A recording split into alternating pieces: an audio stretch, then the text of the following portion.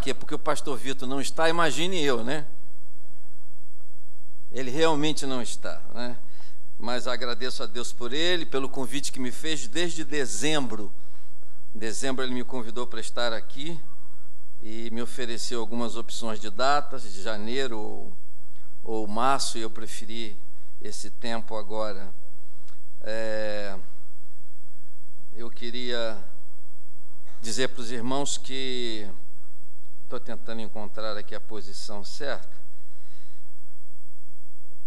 Nós queremos falar nesse período, eu não sei se já posso acionar, tá? Sobre o cristão equilibrado. Sempre que eu tenho oportunidade de estar aqui, nesse tempo da ausência do pastor, eu já disse isso outras vezes e repito hoje, eu sempre gosto de trazer algumas mensagens que tenham um certo encadeamento. Eu me lembro muito tempo, né? Pastor Roberto ainda era um seminarista, eu não sei nem se ele estava na igreja. A primeira vez que o pastor Vitor me convidou para pregar aqui, me convidou a pregar 8 vezes, 4 domingos, eram 8 mensagens. Eu preguei sobre as 8 bem-aventuranças, né? E naquela época isso foi gravado em CD, porque nem DVD a gente usava, né? Faz tempo, hein? E sempre que eu tenho essa oportunidade, eu procuro encontrar algum texto.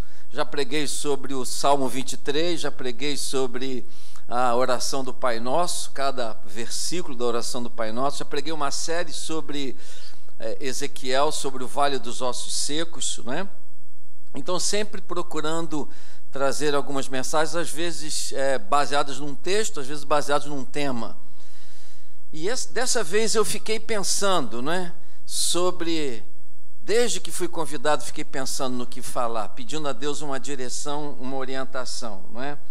E a palavra que tem mais me marcado nesses dias é a palavra equilíbrio. A palavra equilíbrio. E eu queria dizer 3 razões, né, pelas quais eu imagino que nós precisamos de equilíbrio. Mas, particularmente, eu quero dizer 3 razões pelas quais eu, neste momento, estou pensando muito em equilíbrio. Primeiro, por causa da minha idade, não é? Apesar de não parecer, não é? Eu já estou na terceira idade. Mas o fato é que quando a gente está na terceira idade, a gente sai um pouco mais da paixão e chega um pouco mais na reflexão. A paixão nos impulsiona, nos inquieta muitas vezes, nos leva à impulsividade. A reflexão nos leva mais ao equilíbrio, à ponderação. Então, eu acredito que a experiência dos anos, né, tem me feito descobrir a reflexão. Tenho atualmente gasto algum tempo diariamente para meditação em silêncio, né, tentando não ouvir nada mais do que a voz de Deus, algum tempo em absoluto silêncio, tentando entender e perceber alguma fala de Deus e alguma manifestação de Deus. Então, esse tempo de velhice tem sido um tempo de busca do equilíbrio. Uma outra coisa também é a psicologia. A psicologia me trouxe, evidentemente, um outro olhar, um outro viés, uma outra vertente para contemplar a teologia e para contemplar o mundo de uma forma geral. Eu acho que nessa contemplação que a psicologia me permite fazer, eu também posso medir mais esse equilíbrio entre emoção e razão, né, entre fé e emoção, sobre o que eu vou falar hoje à noite. E a terceira razão é porque nós vivemos num mundo em que existem cada vez mais tensões, cada vez mais polarizações, extremismos, pessoas que disputam a primazia das suas ideias, que muitas vezes são intolerantes com as ideias dos outros. Então nós carecemos de equilíbrio no mundo em que nós estamos vivendo. Então, por essas razões, eu hoje sou tomado por essa palavra equilíbrio. E por isso eu pensei num tema geral que é o cristão equilibrado, o cristão equilibrado. Então, hoje de manhã, eu vou falar do equilíbrio entre a nossa visão do céu e a nossa visão da terra, no sentido da nossa percepção ecológica. Hoje à noite eu vou falar sobre o equilíbrio entre a fé, a razão e a emoção. Como que essas coisas muitas vezes estão polarizadas em nós para o nosso prejuízo. E como nós precisamos buscar o lugar do equilíbrio. No domingo que vem de manhã, eu vou falar sobre o equilíbrio entre a nossa percepção da alma e a percepção do corpo. E vai vir um Mova novamente no domingo de manhã. Vou falar da nossa necessidade de nos preocupar, não é? Com o nosso corpo, além da nossa alma. E no domingo que vem à noite eu vou falar sobre o equilíbrio entre a igreja e a família.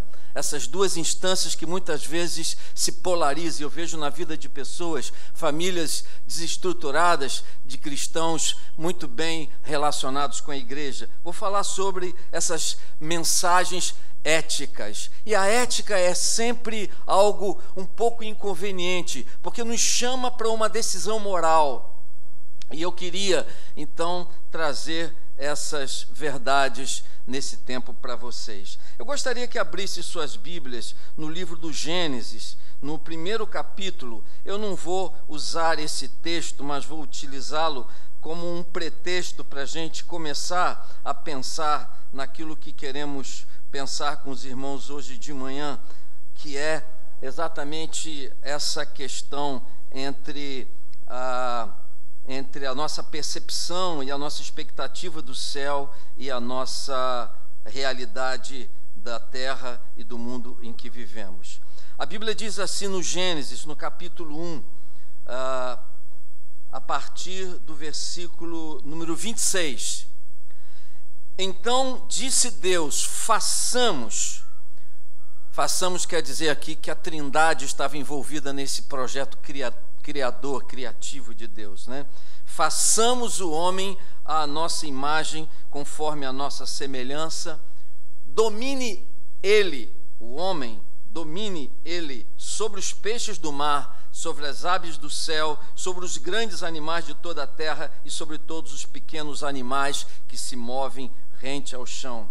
Criou Deus o homem à sua imagem, a imagem de Deus o criou, homem e mulher os criou. Deus os abençoou e lhes disse, sejam férteis e multipliquem-se, encham e subjuguem a terra, dominem sobre os peixes do mar, sobre as aves do céu e sobre todos os animais que se movem pela terra.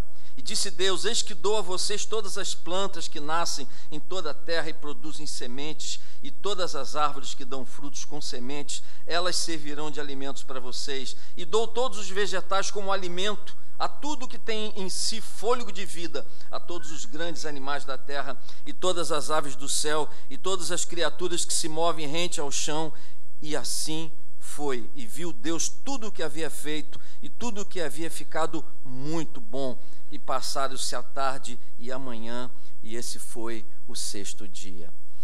Querido Deus e Pai, agradecemos pela oportunidade tão preciosa de estarmos juntos aqui, nesta manhã tão bonita, tão radiante, esta manhã tão importante para a nossa vida, importante porque nós estamos aqui juntos como igreja, num projeto de comunhão e de adoração, e juntos com o Senhor, sem o que a nossa presença não teria qualquer valor ou sentido aqui, senão meramente como encontro social, mas porque o Senhor está aqui, isso se torna relevante, esse nosso encontro aqui, juntos com o Senhor da nossa vida. E estando o Senhor aqui, nós te pedimos que nesta manhã o Senhor traga para nós uma verdade que precisamos ouvir, por mais inconveniente que seja, por mais desagradável que seja a nossa mente, as nossas emoções, mas desde que ela seja a verdade do Senhor para nós, nós queremos recebê-la, queremos refletir sobre ela e queremos hoje de manhã tomar uma posição e ter uma atitude nova diante daquilo que o Senhor nos mostra, diante do desafio que o Senhor nos traz. Por isso, abençoa-nos nesse tempo, enquanto ministramos, que haja corações absolutamente sensíveis, humildes diante do Senhor, para recebermos essa boa semente que o Senhor deseja semear em nosso coração. É a nossa oração, nós oramos em nome de Jesus. Amém e amém. Queridos, a segunda questão ali é o risco do escapismo. O risco do escapismo. Nós, como crentes, corremos muitas vezes o risco do escapismo. E o que se trata isso? O que nós estamos falando exatamente aí? Nós precisamos sempre equilibrar nossa visão e comportamento. E a nossa visão e comportamento precisam também ser equilibradas entre a nossa visão espiritual, a nossa visão daquilo que nós não vemos com esses olhos que a terra há de comer, mas que nós cremos, porque são coisas reais à nossa fé, e aquilo que nós podemos tocar, aquilo que é tangível, aquilo que nós podemos ver, que pode chegar ao nosso tato. Nós precisamos ter um equilíbrio entre isso.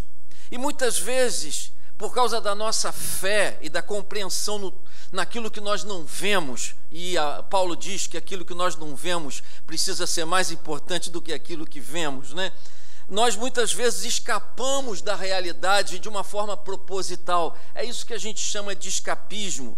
A tendência é escapar de uma realidade que, numa perspectiva, é desagradável, mas escapamos dessa realidade que é desagradável para fugir das obrigações que essa realidade nos impõe.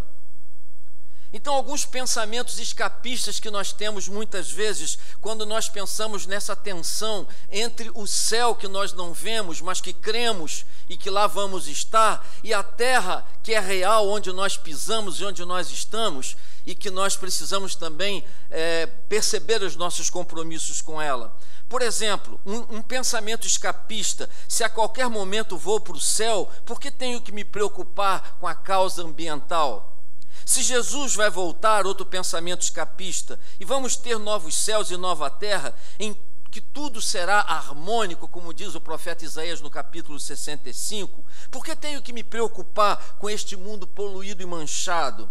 Outro pensamento escapista: se o mundo jaz no maligno, e ele é o príncipe deste mundo, por que tenho que ter consciência ecológica? Queridos, o escapismo nos torna omissos, negligentes e desobedientes. E aí a gente tem uma outra tendência, que é a terceirização da nossa responsabilidade. Ou seja, se nós não vamos fazer, nós vamos acreditar que alguém vai fazer por nós. Então, terceirizar a nossa responsabilidade é sair dessa responsabilidade e transferida para outros que, ao nosso juízo e com uma certa acomodação nossa, vão fazer em nosso lugar. Por exemplo, os ambientalistas, as pessoas que lutam pela causa ambiental, o Ministério do Meio Ambiente em nível federal, as secretarias de meio ambiente das cidades, elas podem resolver essas questões e trabalhar essas questões do meio ambiente, os partidos verdes, as ONGs. Então, nós ficamos um pouco alienados, não é, desse compromisso com a natureza, por conta de que existe muita gente se preocupando, ou algumas pessoas se preocupando com a questão ambiental. Então, isso é a terceirização da responsabilidade. E ali, nós queremos falar um pouquinho sobre a coerência do cristão. Eu queria que todos pudéssemos refletir, não é? E eu coloquei aqui entender e entender, não é? Entender é compreender, é perceber, é capturar a ideia. Entender vem de intenção, de intencionalidade, que nós pudéssemos entender e entender, ou seja, pudéssemos compreender e agir de uma outra maneira, porque isso seria a coerência do cristão. A Marina Silva, que foi ministra do Meio Ambiente, ex-senadora e nossa irmã na fé, ela publicou na revista Ultimato, há alguns anos atrás, vários artigos sobre o meio ambiente, e eu recolhi um texto que ela produziu, que diz o seguinte: cuidar do meio ambiente é, para mim, um compromisso de vida, um ministério, não um ministério no sentido eclesiástico ou teológico, mas um ministério que tem suas raízes no cristianismo. Então, se somos cristãos e somos coerentes, deveríamos nos preocupar com o meio ambiente e com a natureza. Queridos, essa é uma verdade que muitas vezes traz desconforto a nós, porque realmente nós não estamos preocupados com isso. E eu digo para vocês que eu tenho preocupação e tenho algumas ações nessa área que eu procuro fazer juntamente com a minha esposa em algumas situações para me preocupar e trabalhar pelo meio ambiente.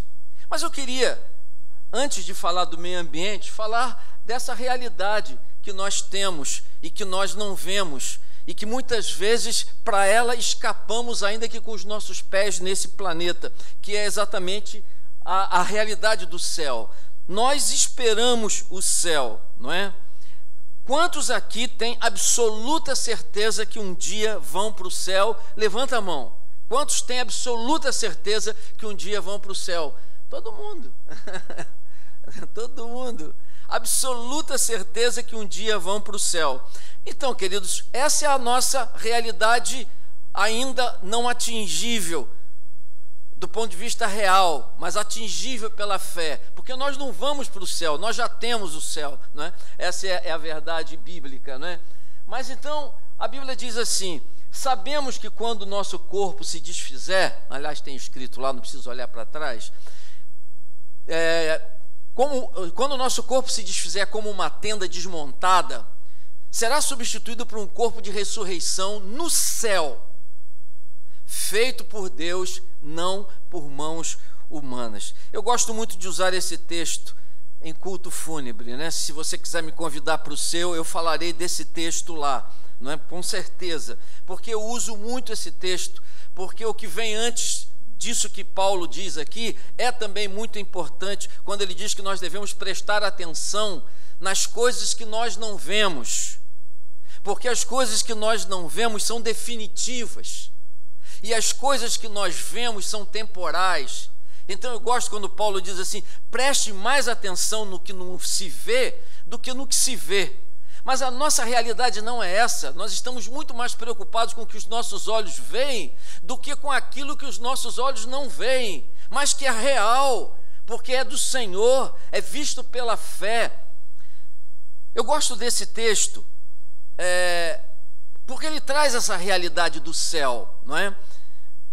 Billy Graham disse, quando John Stott morreu, não é? Isso é um texto também que eu li quando li a biografia de John Stott, um clérigo, um bispo anglicano, não é? Britânico, não é? E ele quando ele morreu há uns anos atrás, Billy Graham mandou dizer para a família, mandou um recado dizendo o seguinte: eu perdi um dos meus amigos pessoais e assessores.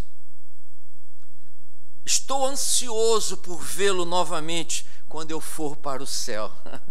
Quando eu li isso, eu fiquei assim, bem emocionado, né? Eu quero ver novamente meu amigo quando eu for para o céu. Quantos de nós guardamos essa realidade, queremos ir para o céu, não é? Vamos para o céu e temos o desejo de ir para o céu, anseio em encontrar com o meu filho falecido no céu, não é? Quantos de nós guardamos em nós esse apego por essa visão, não é? Então, algumas coisas interessantes. Primeiro, a certeza de que nós voltaremos ao paraíso. Aquele paraíso edênico foi destruído. E a Bíblia diz que quando o homem pecou, foi afastado do paraíso.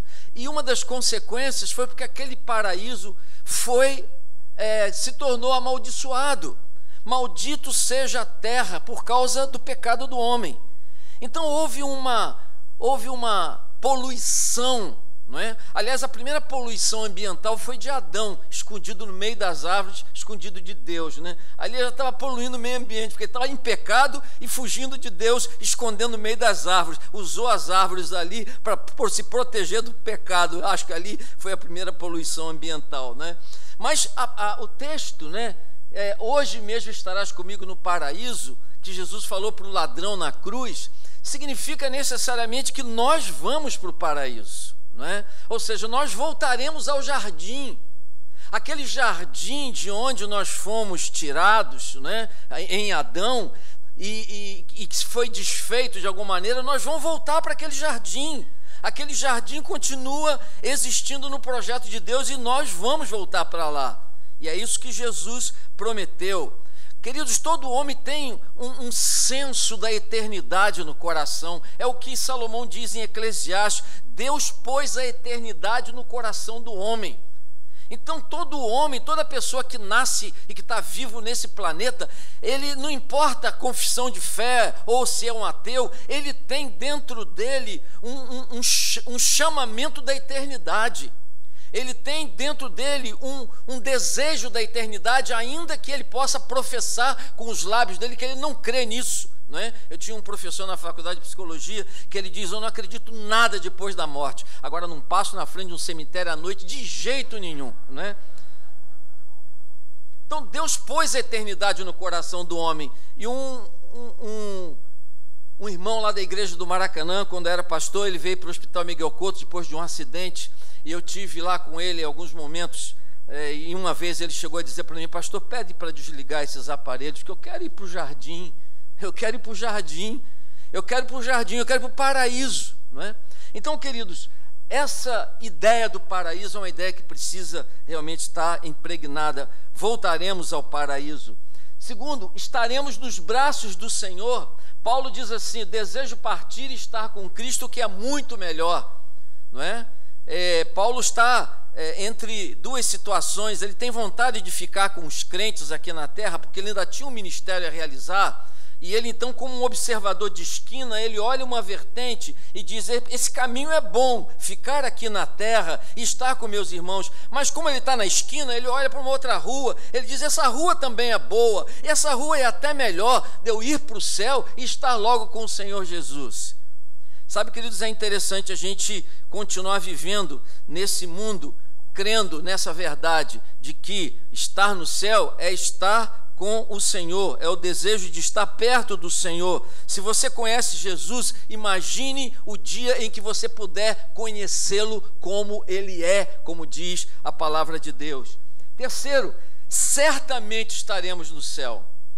A irmã Niceia, não sei se ela está aqui hoje, a irmã Niceia está aí, ela me deu um livro, uma irmã querida lá da nossa classe Koinonia, ela me deu um livro em 2012, o título do livro é De Volta para Casa. Você sabe quem escreveu esse livro? Ninguém leu esse livro ainda não? Deviam ler.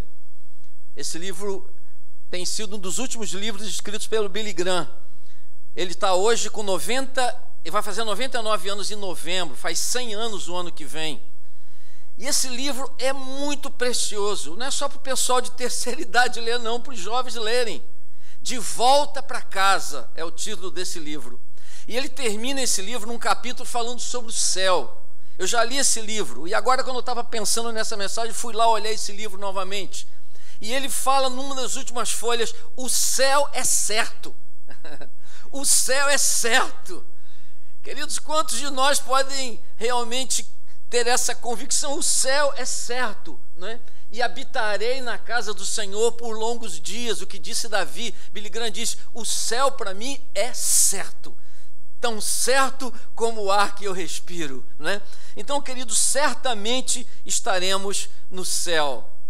Uma vez eu fui na casa de um médico neurologista casado com uma psicóloga que era membro da igreja, e ele era um católico bastante fiel à sua crença católica, e me chamaram para jantar lá, e o prato do dia foi a salvação, não é? E nós ficamos conversando muito tempo com aquele médico. Mais tarde, anos depois, ele acabou cuidando do meu pai numa situação que meu pai passou, não é? Mas ele, naquele tempo, disse assim para mim: vocês evangélicos são petulantes, vocês são soberbos. E eu disse: mas por que você acha isso? Porque vocês afirmam que vão para o céu. Ninguém pode ter essa convicção, só depois que morrer é que a gente sabe. Aí eu peguei a Bíblia, fui mostrando o texto para ele, mas acho que eu não convenci não. Mas fui mostrando para ele a realidade de que o céu já é nosso, é certo, não é? Deus amou o mundo de tal maneira que deu seu Filho, todo aquele que nele crê tem, não terá. Não é uma hipótese, não é uma possibilidade, é uma convicção, é algo inabalável, inelutável. Tem a vida eterna, tem o céu. Então, queridos, eu acho que era preciso a gente hoje de manhã com a preocupação da gente olhar demais para o céu, de menos para a terra, ou de mais para a terra e de menos para o céu, que a gente pudesse ter esse equilíbrio, pensar um pouco no céu. Mas por que cuidar da terra enquanto esperamos esse céu que Deus tem para nós? Por que cuidar da terra? Primeiro, porque a terra é criação de Deus. Nós lemos aqui, queridos, a Bíblia diz lá em Gênesis 2:4, este é o nascimento dos céus e da terra, quando eles foram criados, quando o Senhor Deus fez a terra e os céus. Ou seja, Deus criou e Deus é dono. Queridos, diariamente estamos em contato, por exemplo, com o ar, não é? É interessante que eu atendi uma paciente algum tempo atrás, que ela está preocupada em não ter ar para ela respirar, não é? Por causa de muita ansiedade, ela mandou colocar umas telas nas varandas da casa dela por causa do filho. Acabou de se mudar para um apartamento no andar alto e colocou tela de proteção por causa de uma criança pequena. E ela começou a sentir falta de ar. E disse, não está tendo ar aqui dentro de casa. Não está tendo ar aqui. E as primeiras vezes que ela chegou no consultório, pediu para eu abrir a janela para poder ela respirar. Eu dentro do consultório, ela tinha que ter ar para ela.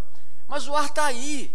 E eu algumas vezes comecei a fechar a janela e ajudar ela a pensar que tinha ar na sala. Você está respirando, olha como eu estou respirando. Você não precisa fazer força para respirar. O ar está aí, o oxigênio está aí. Queridos, quem criou esse ambiente de possibilidade de vida para nós foi o Senhor. E esse ar que está aí, eu estou em contato com um ar que Deus colocou aqui para eu respirar. Ele criou todas as coisas. Quando eu estou debaixo de uma árvore me protegendo, eu tenho que acreditar que essa árvore foi o Senhor que criou. Eu estou tocando, meus olhos estão vendo, eu estou percebendo a manifestação de Deus na natureza, na criação. Deus criou todas as coisas. Então, queridos, eu estou pondo a mão em algo que saiu das mãos de Deus. Isso deve ter para mim algum tom de solenidade, alguma sacralidade. Eu ponho as mãos naquilo que Deus criou, eu respiro aquilo que Deus me deu. Então, queridos, eu tenho que entender que eu estou mergulhado numa natureza que é uma natureza criada por Deus. E com ela eu preciso ter uma responsabilidade. Eu preciso entender que, no mínimo, eu tenho que compreender que essa é a criação de Deus e por ela eu tenho que ter cuidado. Devemos, então, proteger esse patrimônio de Deus. Segundo, por que cuidar da terra enquanto esperamos o céu? Porque é plano de Deus. O Senhor Deus tomou o homem e o colocou no jardim do Éden para o lavrar e guardar. Queridos, o plano inicial de Deus era que o homem cuidasse do seu jardim. Colocou o homem lá para cuidar do jardim de Deus. Mas vocês sabem, por causa do pecado do homem, o homem foi alijado do jardim, foi tirado de lá. Mas é interessante, queridos, que na graça maravilhosa de Deus e no seu plano superior, ao tempo em que ele colocava um anjo com uma espada inflamada para não permitir que o homem voltasse ao jardim do qual ele foi alijado, para que ele não tivesse contato com a árvore da vida em pecado, porque isso seria muito pior para o homem. Então Deus, no tempo em que ele tirou o homem, colocou o homem fora do jardim, botou um impedimento para o homem voltar ao jardim, ali naquele mesmo coração que toma essa decisão, já tinha de um outro lado do coração de Deus um plano para trazer o homem de volta para o jardim. Isso é graça. Deus tinha um plano já naquele momento, já tinha de antemão, claro, mas aquele plano de que esse homem que sai do jardim, ele vai ser trazido de volta para o jardim. Queridos, na mente graciosa e redentora do Criador, ao tempo em que com sofrimento ele tira o homem do jardim, ele planeja graciosamente, ele arquiteta o plano para trazer o homem de volta para o jardim. E queridos, quando nós fomos salvos, quando o Senhor Jesus nos alcançou, nós começamos a empreender um caminho de volta para o jardim do Éden. Enquanto não chegamos no jardim, isso que está aqui é o que sobrou do jardim. É um jardim ainda, mas é um jardim maculado, contaminado, poluído, destruído. Mas Ele nos colocou aqui para que nós, redimidos com Deus, possamos também ser redimidos com a natureza, possamos estar de volta ao pensamento de que isso aqui é criação de Deus. Agora que eu entendo quem é o Criador e aquele que me salvou, então eu tenho que ter um outro compromisso de cuidar desse jardim. Então, por que cuidar da terra enquanto esperamos o céu? Segundo, porque é plano de Deus. Em terceiro lugar, porque é, como disse antes, resultado da redenção. Queridos, eu tenho que cuidar da natureza enquanto espero o céu, porque a própria criação, diz Paulo em Romanos 8:21, será libertada, a própria criação será libertada do cativeiro da decadência para a gloriosa liberdade dos filhos de Deus. Romanos 8:21. Então a Bíblia diz que a natureza também está num processo de libertação. A natureza está num processo de vitória sobre a sua decadência. E nós, de alguma forma, quando pregamos o Evangelho para um homem e que ele se converte a Jesus, ele muda o seu coração, mas ele continua vivendo aqui, vivendo as mazelas desse tempo, as doenças desse tempo. Mas ele está, quando convertido, pensando no dia em que ele vai chegar num jardim onde não tem isso que nós encontramos aqui. Mas nós, como temos responsabilidade de transformar o homem pela mensagem do Evangelho, pela pregação das boas novas, temos também a responsabilidade, como redimidos, de começar a redimir a natureza. Nós somos arautos para a natureza também, e não somente para os homens que nela vivem. A Bíblia diz em 2 Coríntios 5:18, olha só o que a Bíblia diz: Deus nos reconciliou consigo mesmo por meio de Cristo. Queridos, se no Éden nós perdemos a comunhão com Deus em Adão, e nós perdemos a comunhão com a natureza, porque de lá fomos alijados, quando nós voltamos para a comunhão com Deus, redimidos pelo sangue de Jesus, reconhecemos a necessidade de estar perto do Senhor, nós também somos chamados para uma nova comunhão com a natureza. Então, qual é o nosso problema? Nosso problema tem um nome. É um polissílabo de 7 sílabas e 13 letras. O nosso pior problema diante de Deus é o mesmo problema que aconteceu no Éden. Sabe qual é? Desobediência. Queridos, quando não nos preocupamos com a natureza, apesar de salvos pelo Criador da natureza, estamos fora daquilo que Deus quer que façamos. A natureza também está num processo de redenção, e nós precisamos ser os agentes desse processo. Por força da salvação, nosso envolvimento com a causa ambiental deveria ser uma coisa absolutamente natural. Ou seja, porque nós fomos salvos e temos agora uma outra percepção do mundo que Deus criou, da natureza, então nós não precisamos ser desafiados para economizar água, ou não precisamos ser desafiados para não poluir o meio ambiente, nós não precisamos ser desafiados para preservar o meio ambiente. Isso deveria ser uma coisa natural para o redimido, para aquele que foi salvo. Pastor Ariovaldo Ramos, falando sobre ecologia, ele diz o seguinte: o crente preocupado com o meio ambiente não está respondendo a uma demanda, mas está sendo coerente. Vamos ser coerentes. Então, o resultado da redenção, por isso temos que cuidar da natureza enquanto aguardamos o céu. Em quarto lugar, porque é um compromisso ético com a humanidade. Queridos, nós temos compromisso uns com os outros. Filipenses 2,4 diz assim: ponham o interesse próprio de lado e ajudem uns aos outros em sua jornada. Não estamos sendo chamados apenas para um compromisso ético com a natureza, mas com todos que dela desfrutam, ou com todos que estão aqui convivendo nesse mesmo ambiente em que nós estamos. Queridos, o Evangelho nos chama para um compromisso ético. Cristianismo sem compromisso ético é cristianismo nominal. Nós sempre condenamos o catolicismo romano pela falta de compromisso ético. As pessoas têm uma religião, mas não estão preocupados com a sua conduta, com a sua postura, com as suas escolhas diante do mundo. Não estão preocupados com as questões éticas, muitas vezes, que diz respeito à sua própria vida. O Papa Francisco, que tem surpreendido com algumas posturas bem interessantes, e que é um Papa franciscano, e a ordem dos franciscanos é uma ordem que vem de São Francisco de Assis. São Francisco de Assis foi um santo e, de uma certa maneira, precursor da reforma do século XVI, e que tinha uma preocupação enorme com o meio ambiente. Ele conversava com os animais, dizem os biógrafos de São Francisco de Assis, ele conversava com os passarinhos como se os passarinhos pudessem falar com ele. E há filmes retratando essa história de São Francisco de Assis, que largou uma vida que poderia ser bem abastada para viver em contato com os pobres e com a natureza. O Papa Francisco é da ordem dos franciscanos, não é?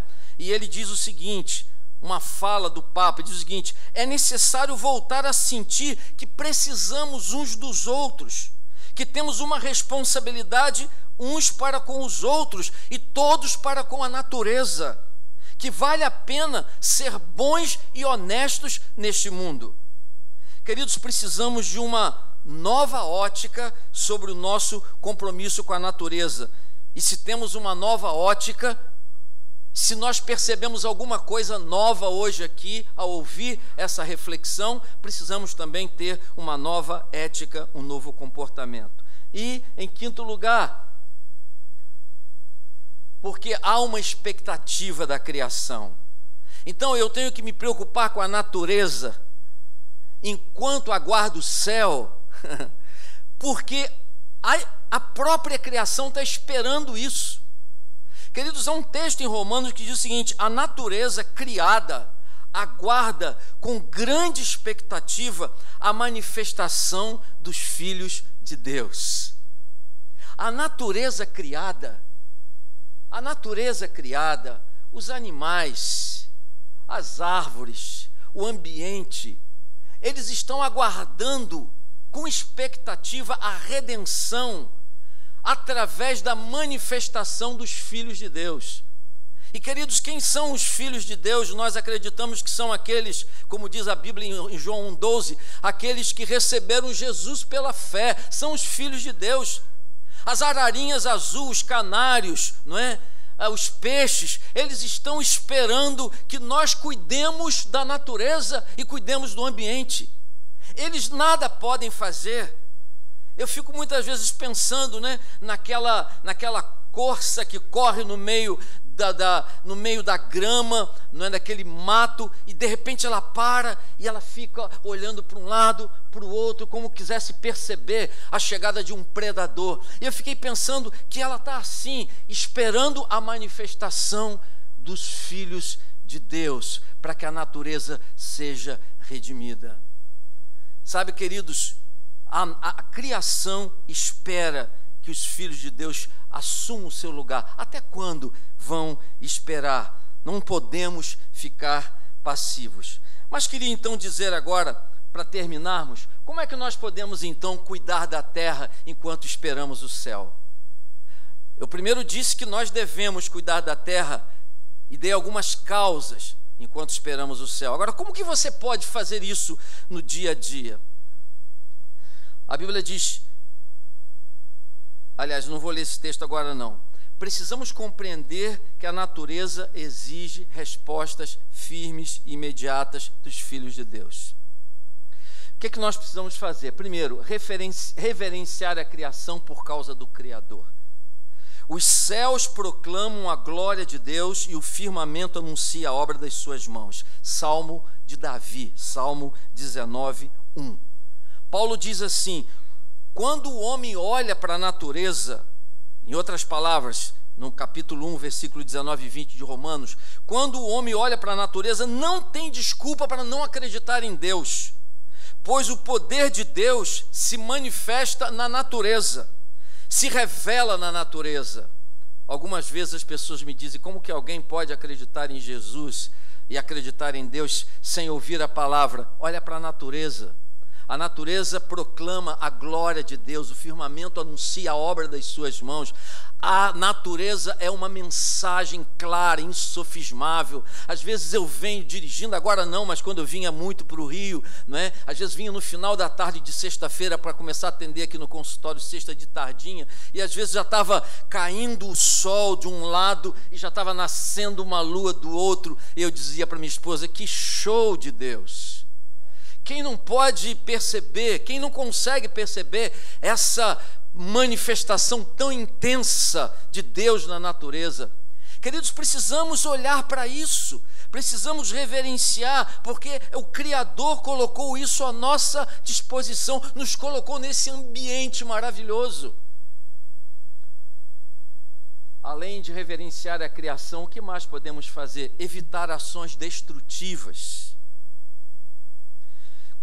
Quer façais qualquer outra coisa, inclusive viver em contato com a natureza, fazei tudo para a glória de Deus. 1 Coríntios 10, 31. Queridos, quando lidamos com a natureza, deveríamos glorificar a Deus. O ímpio não entende isso.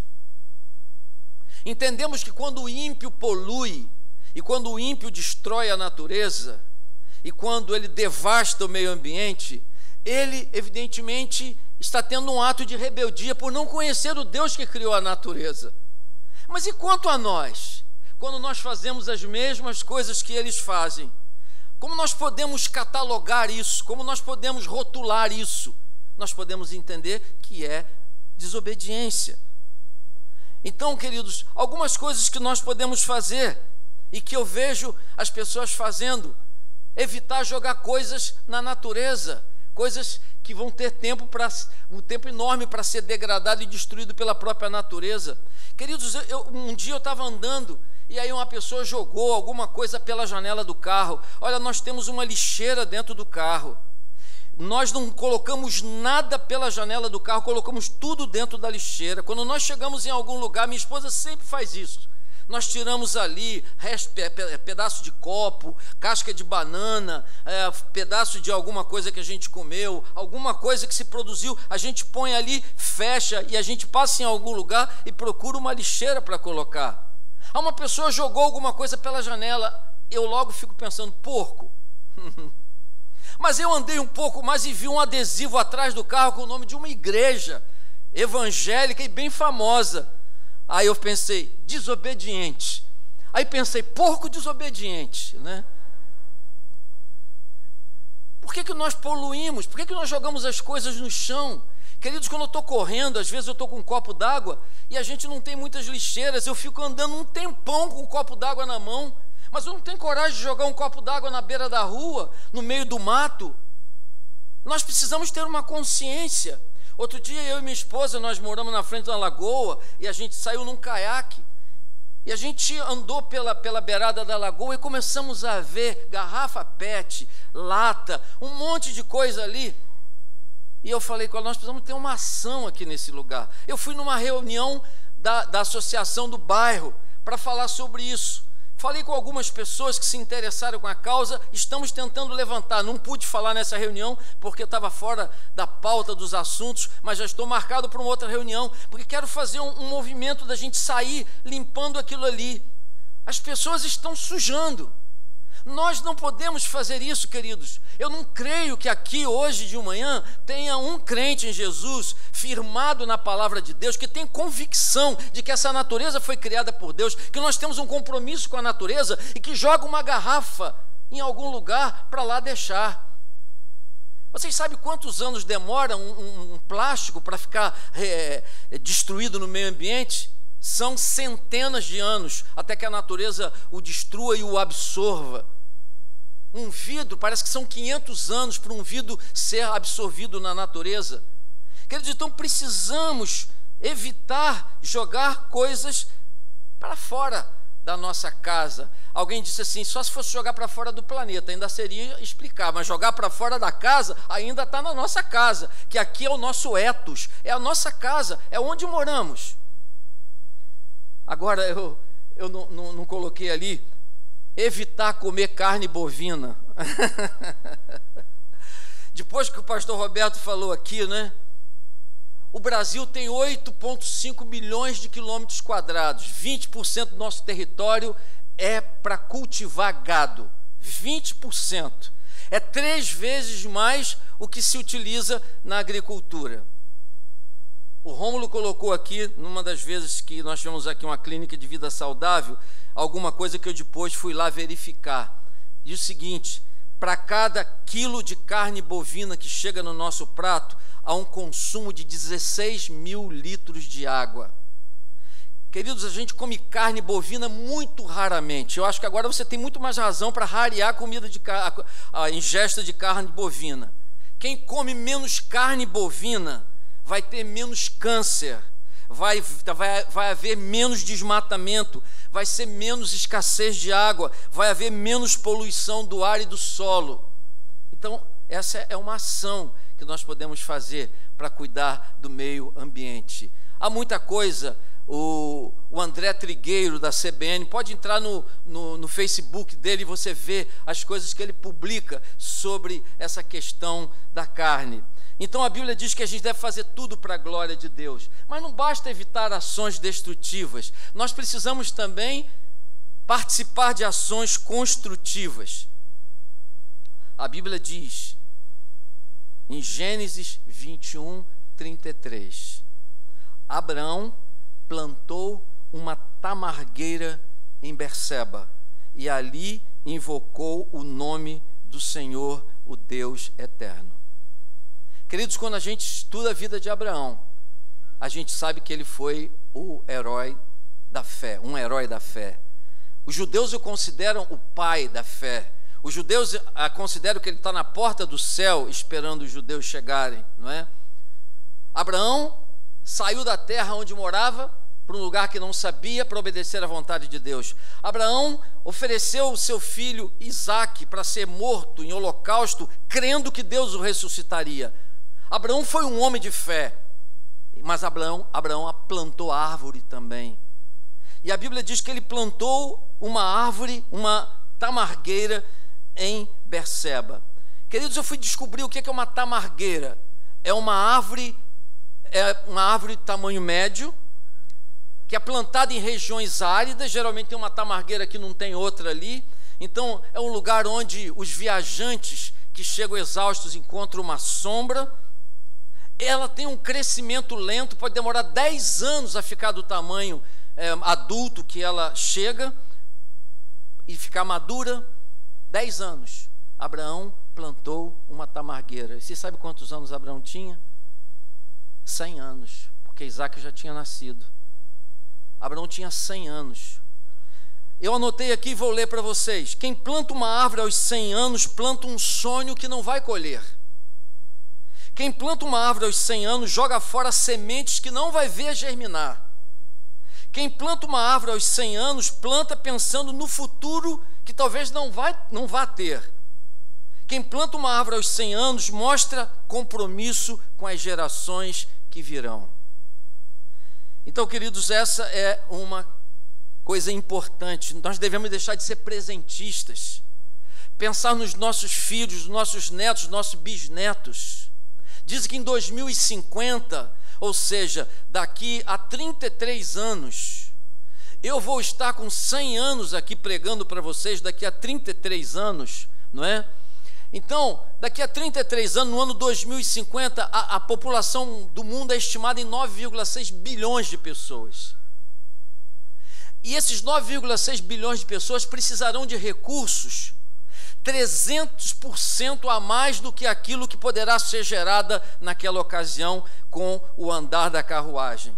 Então, queridos, daqui a 33 anos, a minha netinha que vai nascer nesse final de semana ou na outra semana, a Chloe, ela vai estar com 33 anos e vai estar vivendo num mundo carente de recursos para a sobrevivência das pessoas. O que a gente pode fazer? Fazer alguma coisa.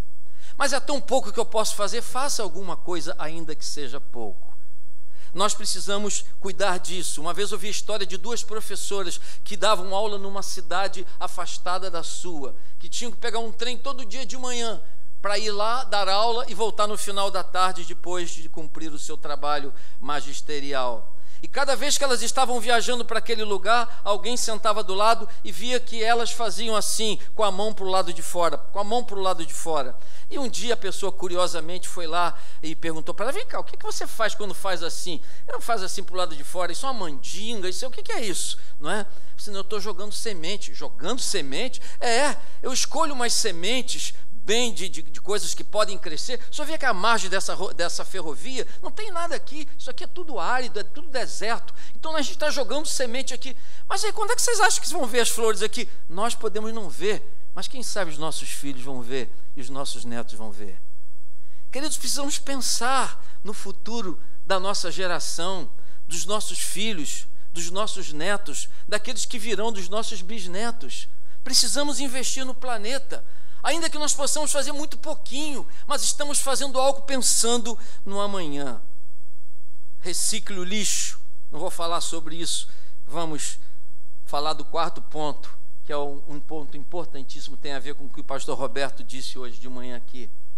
Precisamos não somente não destruir, não somente construir, plantar árvores. Se diz que uma árvore plantada, quando chega na idade adulta, o oxigênio que ela produz pode ajudar a manter vivo um homem por 10 homens por um ano. O oxigênio produzido por uma árvore pode ajudar a manter vivo 10 homens durante um ano. Plante árvores. Outro dia uma pessoa estava na frente da minha casa plantando. Aí eu fiquei sabendo que ele estava plantando...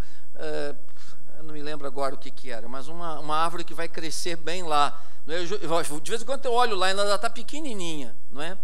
Mas existe uma outra questão. É preciso anunciar o evangelho que redime a natureza.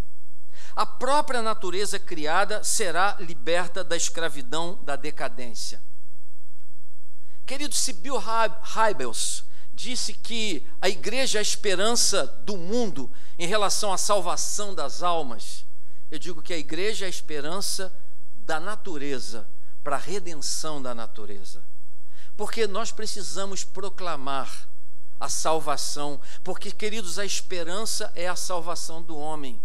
Havia, outro dia, uma reunião de um grupo aí de ecologistas, né, e alguns evangélicos foram lá para a porta e colocaram uma frase enorme numa faixa, dizendo assim: vocês querem salvar a natureza, nós queremos salvar vocês.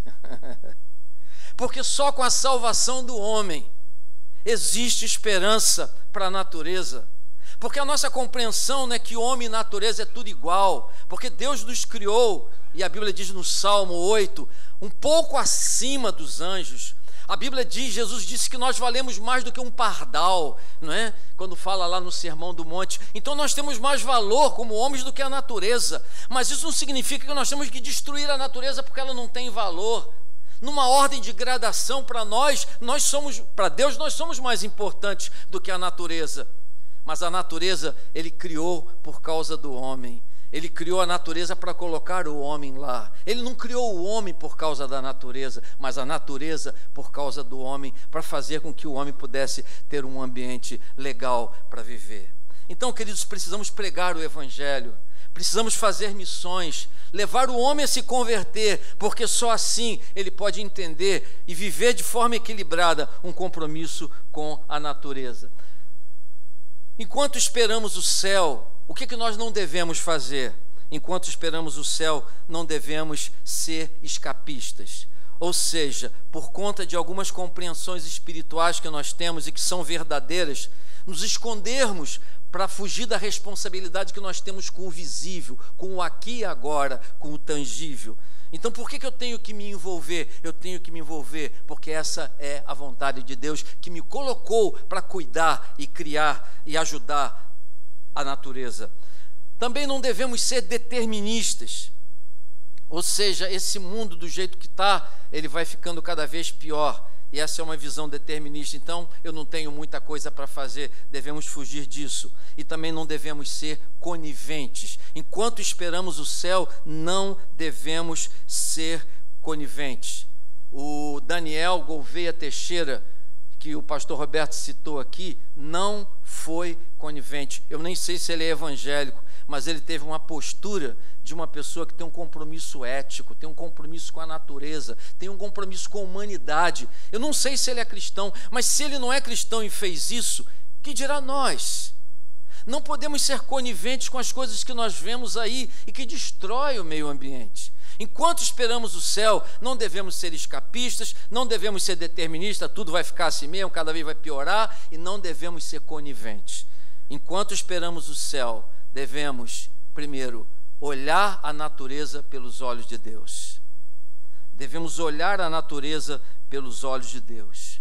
Segundo, devemos lutar pela preservação ambiental, ou seja, fazer o que está ao nosso alcance para manter esse paraíso. Em terceiro lugar, proclamar a restauração final do homem e da natureza. Queridos, lá em Apocalipse, no capítulo 21, lá no versículo 27, se não me engano, diz que no jardim de Deus não entrará coisa impura. No jardim de Deus não entrará coisa impura, mas somente aqueles que foram lavados pelo sangue do Cordeiro. Queridos, no jardim que nos espera não haverá poluição, mas nós precisamos continuar pregando e proclamando a redenção do homem e a redenção da natureza. A redenção da natureza agora, através das ações que nós podemos desenvolver para ir respondendo aos anseios da natureza, mas olhando fixamente para aquele ponto onde nós podemos ver um jardim de delícias que Deus para nós preparou. Vamos voltar para casa, vamos voltar para o jardim de Deus. Que Deus nos abençoe. Feche os seus olhos para nós orarmos mais uma vez. Pai, tantas vezes nós estamos completamente desapercebidos de realidades tão tangíveis, tão importantes. Vivemos nesse mundo, respiramos o ar desse mundo, comemos a comida que é produzida aqui, lidamos com as pessoas que vivem aqui, estamos em contato constante com a criação, não a criação edênica, mas uma criação que tem sido atingida por causa do pecado do homem no Éden. Mas estamos em contato, e como salvos por Jesus, e como crentes de que o Senhor mesmo criou a natureza, que quando olhamos para uma árvore, quando olhamos para um pássaro, podemos ver ali a criação do Senhor, podemos ver ali algo das tuas mãos, algo que nasceu no teu coração, algo que foi planejado, arquitetado pelo Senhor, e que o Senhor produziu para que estivéssemos aqui, e para que estivessem aqui em contato conosco, que somos os teus filhos. Por isso, Deus, eu te peço que o Senhor nos ajude nessa manhã a nos despir de toda percepção escapista, conivente, alienada, de nos colocarmos num gueto, esperando alguma coisa que vai acontecer do céu, enquanto não ligamos para aquilo que está acontecendo bem perto de nós, que nós possamos fugir dessa percepção, possamos fugir desse tipo de postura, e nós possamos hoje de manhã realmente nos comprometer com a natureza e com o Criador da natureza. Ó Deus amado, ajuda-nos a ter um compromisso ético, uma vez que tenhamos uma nova percepção, uma nova ótica, possamos também ter um outro comportamento, uma outra ética, possamos nos preocupar com as nossas ações, por mais simples que sejam, na nossa casa, de fechar a água, de não gastar água em excesso, de proteger o meio ambiente, de estar agindo em todo o tempo, fazendo pequenas ações, mas para abençoar a natureza que espera a manifestação dos filhos de Deus, para abençoar aqueles que aqui vivem, que são os nossos irmãos humanos. Nós agradecemos, ó Pai, por essa oportunidade de pensar nesse tema e de trazer para essa igreja, e trazer para mim, para a minha vida, para a minha esposa, para continuarmos também com o nosso compromisso de ajudar a natureza na qual nós estamos inseridos. É a nossa oração, nós oramos com gratidão, em nome de Jesus. Amém e amém. Queria, antes de passar a palavra para o pastor Roberto, dizer que quando houve a crise de água, eu e minha esposa tomamos uma decisão de medir o nosso consumo de água no banho. E nós estabelecemos uma quantidade de água que nós íamos utilizar. E que essa água que era utilizada ali sempre seria guardada e utilizada para o vaso sanitário, ao invés da gente usar também a descarga do vaso sanitário. Queridos, até hoje, nós temos uma medida exatamente da água que nós podemos gastar tomando banho, porque nos disciplinamos para isso, por causa da nossa preocupação com o meio ambiente. É uma pequena ação, apenas para exemplificar para vocês coisas que nós fazemos e que eu me preocupo, e que nós estejamos fazendo. Falo para os meus filhos sobre isso, porque nós precisamos realmente ter um compromisso com a natureza que Deus criou. Deus abençoe os irmãos, em nome de Jesus.